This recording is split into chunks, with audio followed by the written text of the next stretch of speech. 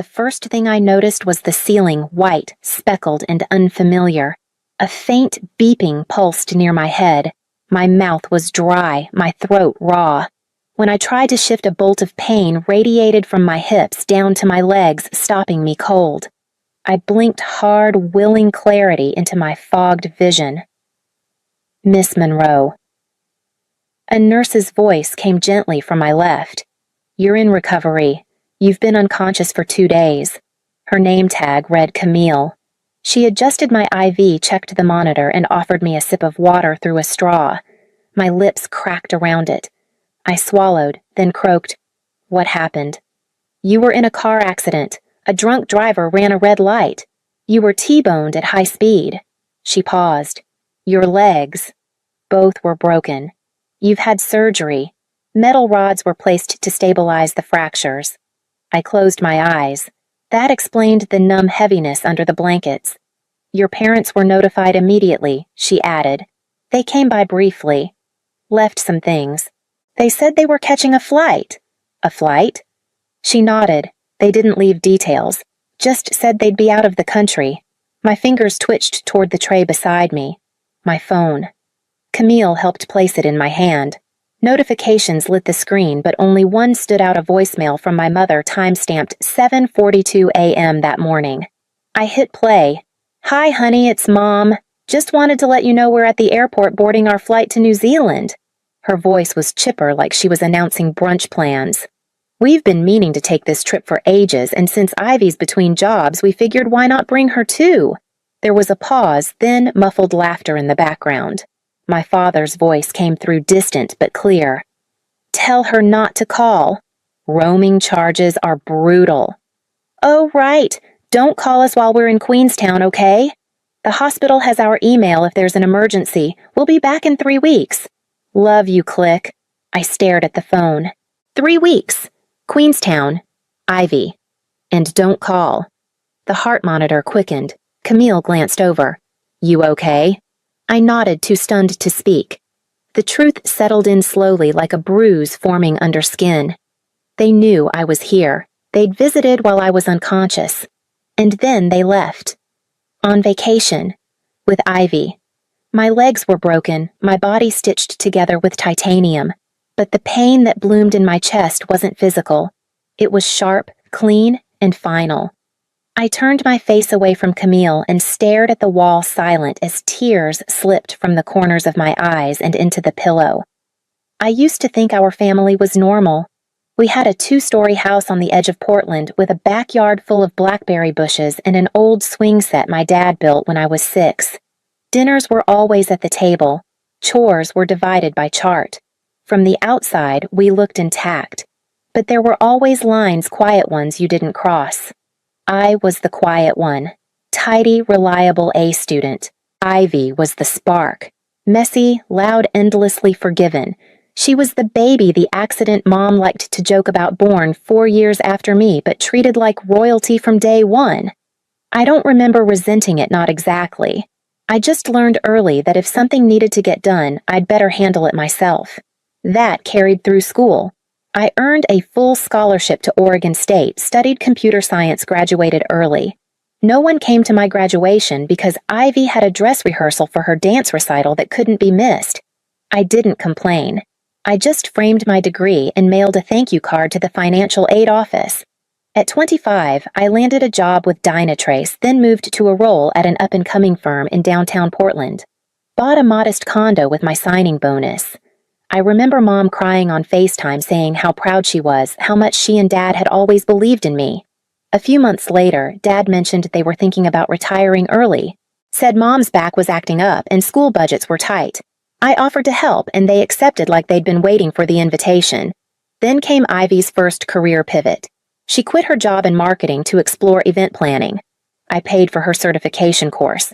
Then a new wardrobe. Then a second pivot, culinary school, then photography, then something else I stopped keeping track of. She never kept anything longer than 6 months. Their house got repainted. They put in a gas fireplace, took trips to Napa to Santa Fe. Ivy got Invisalign. I got emails titled, "Just a little short this month." I always said yes.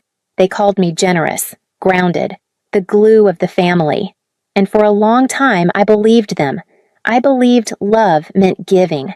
I believed support was unconditional, even when it flowed only one way. Until I opened my bank app 2 days after surgery and realized just how far that belief had taken me. 3 days after surgery, I asked Camille to bring me my laptop. I told her I needed to check work emails, but the truth was I needed answers. The pain meds made the screen blur at first, but I pushed through it, logging into my bank account with trembling fingers. The numbers weren't surprising, just sobering. Over the past month alone, I'd transferred $2,000 to Mom and Dad for house expenses, another $500 labeled Ivy job prep, plus $800 to cover their SUV payment. There were utilities subscriptions, even their grocery delivery. All told, $800 had left my account that month, quietly, automatically. I clicked into my credit card portal next and felt my stomach twist. A $12.47 charge from Southern Skies Travel Co. appeared posted 2 days after the accident. My credit card. Their vacation. I stared at the line item like it might vanish. When it didn't, I opened a new tab and pulled up Ivy's Instagram. She hadn't posted much during the flight, but once they'd landed, the feed came alive. A photo of her in a plush robe holding a flute of something sparkling on a balcony overlooking a lake, Lake Wakatipu if I remembered my geography right. Spa day with the fam Queenstown is magic. Best trip ever. Chakdas, sister sponsorship. The next image was of my dad on a winery tour, swirling red in a stemmed glass. Then, Mom in oversized designer sunglasses beaming outside a boutique with bags dangling from both arms. Ivy again, this time straddling a rental bike, captioned, "When your sister's hustle funds your freedom." I didn't feel angry. Not yet. Just cold. Numb in a way that had nothing to do with painkillers or anesthesia. These weren't strangers. These were my people, the ones I had taken care of month after month, year after year. And while I was unconscious in a trauma unit, they were sampling Pinot Noir and tagging me in captions like I was a generous corporate sponsor. I clicked out of Instagram and opened the spreadsheet I used to track family expenses. The last column had been updated 2 days before the crash. I'd even noted a reminder to increase Mom's monthly allowance because she said the heating bill was higher this winter. I stared at that note until my vision blurred again, not from pain this time, but from something deeper. I had given them everything: time, money, trust, and they had packed it into suitcases, boarded a plane, and toasted to their freedom somewhere over the Tasman Sea. I closed the laptop and placed it on the tray. Camille walked in a few minutes later with a gentle smile and a dose of something stronger. "Try to get some rest," she said, adjusting my blankets. I nodded, but rest wouldn't come. My mind had already started making a list one I hadn't known I'd need. The first time I mentioned the word fraud, Camille didn't flinch. She just asked, "Do you want me to call the hospital social worker?" That's how I met Mr. Reyes. Soft-spoken but sharp, with the kind of calm you want in a room when everything feels like it's catching fire. I told him everything: how my parents had access to my accounts, how I'd been covering their expenses for years, how they used my credit card to fly to New Zealand 2 days after I was nearly killed. He listened without interrupting, taking notes with a slow, deliberate hand. When I finished, he looked at me and said, "You're not crazy, and you're not alone." He helped me contact my bank's fraud department.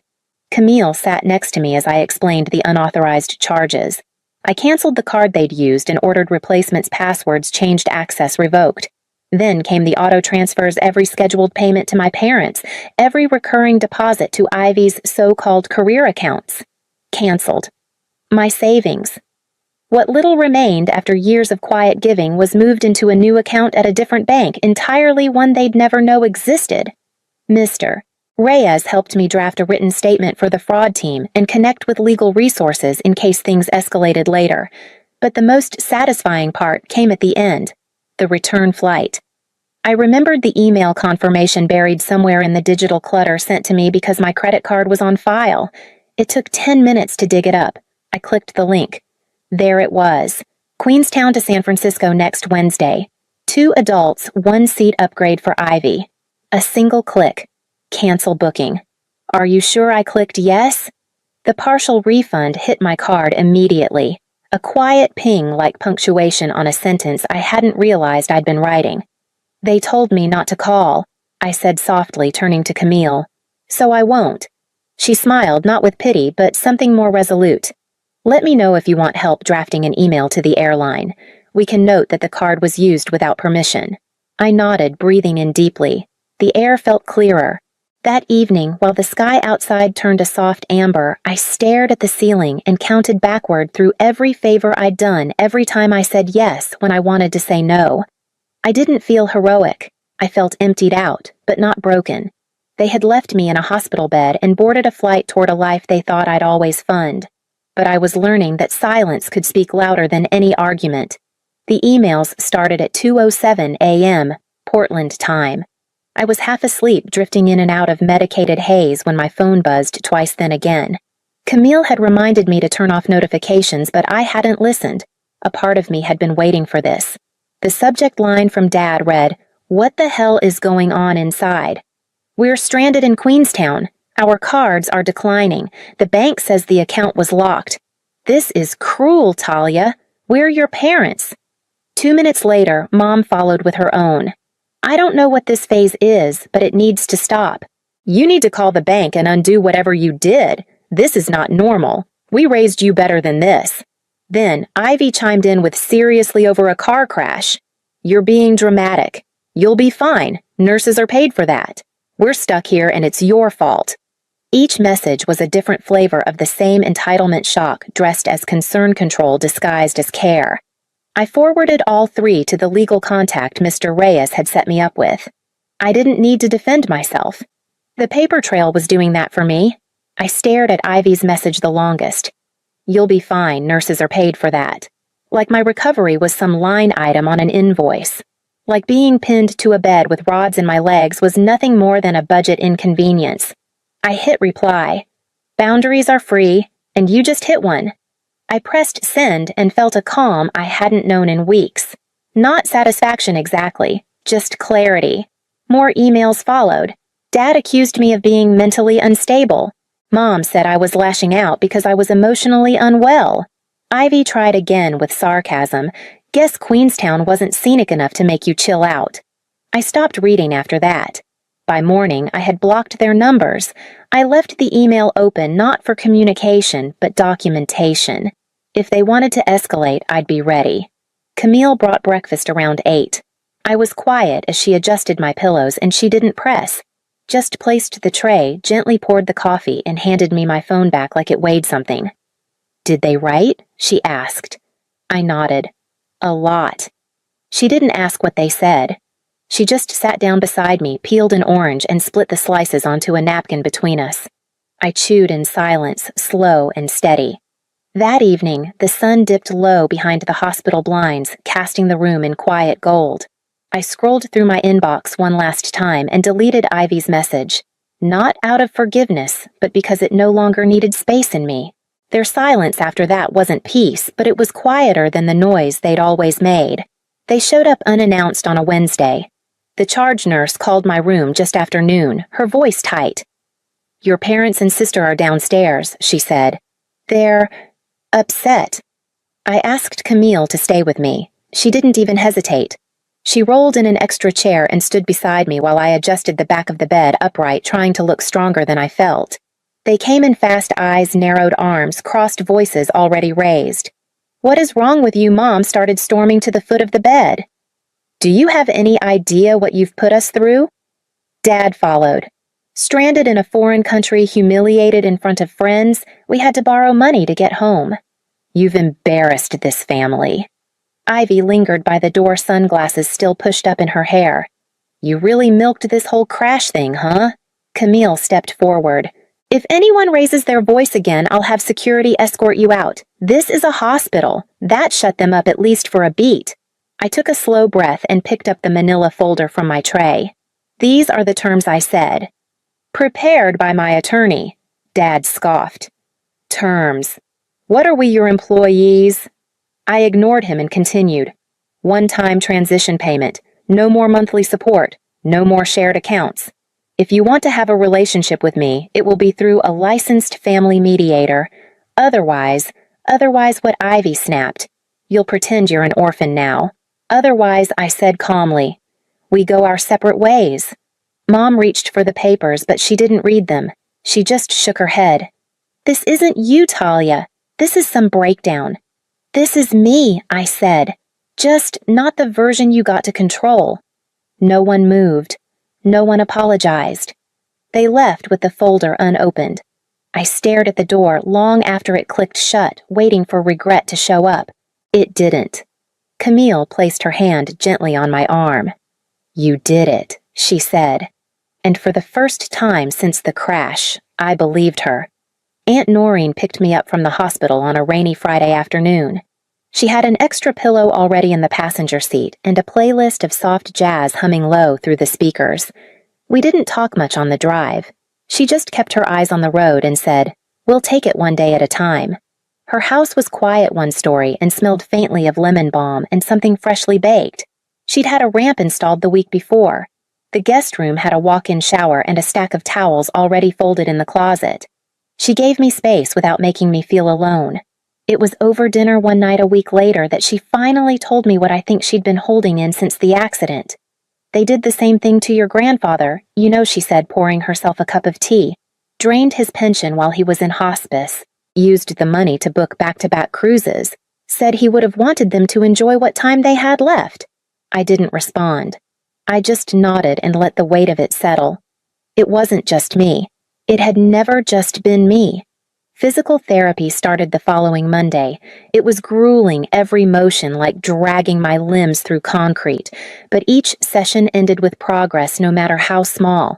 Standing, balancing, 3 steps with a walker. I kept at it. I reached out to friends I'd fallen out of touch with, people I hadn't seen since college or since work got busy or since family needs always seemed to come first. Some wrote back, some didn't, but enough did. I met Carly for lunch, took a call from my old mentor, invited a few neighbors over for soup one evening and didn't overthink it. Camille came to visit a week after I moved in. She brought blueberry muffins and sat with me on the porch while the rain eased up. I know this is technically against policy, she said smiling as she brushed a crumb off her lap, but I'd like to take you out for coffee sometime. Not as your nurse. I didn't say anything for a second. I just looked at her, really looked, and felt something I hadn't felt in months. Safety. Warmth. Okay, I said. I'd like that. We went out that Sunday. The cafe was small, tucked between a bookstore and a dry cleaner. She ordered chai. I got black coffee. We didn't talk about the hospital or the accident or even my family. We talked about travel and music and what it means to start over. As I stirred my cup, I realized something simple but stunning. I wasn't starting over alone. A year later, the apartment smelled like roasted garlic and rosemary. I'd set the table for 5, just enough for the people who'd stayed. Camille brought lemon tart in a box tied with twine, and Aunt Noreen walked in with a bottle of sparkling cider tucked under one arm. Carly and Marcus from physical therapy arrived a few minutes later, arms full of laughter and stories.